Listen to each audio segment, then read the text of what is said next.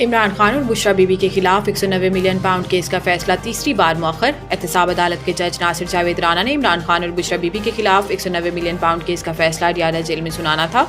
जज नासिर जावेद राना का कहना था कि मैं सुबह 8:30 बजे से अदालत में मौजूद हूँ। पानी पीटीआई को 2 बार पैगाम भेजा लेकिन वो नहीं आए और ना ही बुशरा बीबी या इनके वकला की तरफ से कोई पेश हुआ। इमरान खान की जानिब से कहा गया है कि जब तक मेरी फैमिली या वकला में से कोई नहीं आ जाता तो मैं कमरा अदालत में नहीं आऊँगा।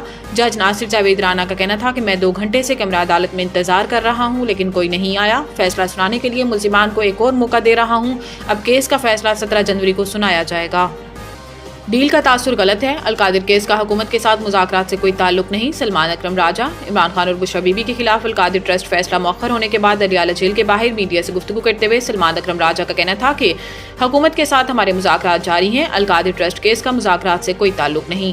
सलमान अकरम राजा का कहना था कि यह तासुर देना कि कोई डील नहीं हो रही जिसकी वजह से केस का फैसला मौखर हो रहा है बिल्कुल गलत है। हुकूमत से मुज़ाकरात का मकसद जमहूरियत है। सेक्रेटरी जनरल पाकिस्तान तहरीक इंसाफ का कहना था कि ये सुनने में आ रहा है कि हुकूमत के साथ मुज़ाकरात की तीसरी नशिस्त 15 जनवरी को होने जा रही है। दूसरी जानिब चेयरमैन पीटीआई बैरिस्टर गोहर का कहना था कि हमें दीवार पर लिखा नजर आ रहा है कि हमारे खिलाफ इंसाफ नहीं हो रहा।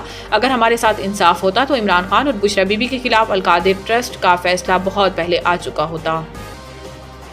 सिविलियंस का मिलिट्री कोर्ट में ट्रायल केस। अगर कोई आर्मी ऑफिसर आइन मुअत्तल करता है तो क्या सजा है? आईनी बेंच का सवाल। सुप्रीम कोर्ट के आईनी बेंच ने जस्टिस अमीनुद्दीन की सरबराही में सिविलियंस की फौजी अदालतों में ट्रायल के फैसले के खिलाफ इंट्रा कोर्ट अपील पर समाअत की, जिस सिलसिले में वजारत दिफा के वकील ख्वाजा हारिस ने दलाइल दिए।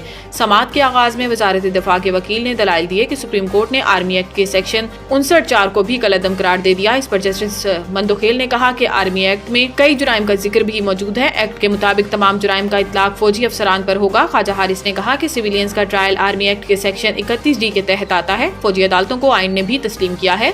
जस्टिस मंदोखेल ने रिमार्क्स दिए कि सेक्शन 31D तो फौजियों को फ्राइज की अंजामदही से रोकने पर उकसाने से मुतल्लिक है। फौजी अदालतों में केस किसका जाएगा ये देखना है। बाद अज़ां सुप्रीम कोर्ट ने सिविलियंस के मिलिट्री कोर्ट में ट्रायल्स के खिलाफ अपील पर समाअत कल तक मुलतवी कर दी।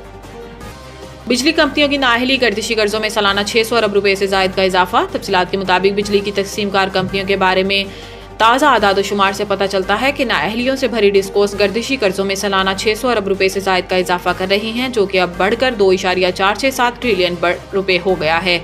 इससे जाहिर होता है कि हुकूमत के आला हुकाम बिजली की वसूली और चोरी के नुकसानात को रोकने में बुरी तरह नाकाम है और 92.44% से जायद वसूली के दावों के बावजूद डिस्कोस गर्दिशी कर्जे में माहाना 50 अरब रुपए का इजाफा कर रही है।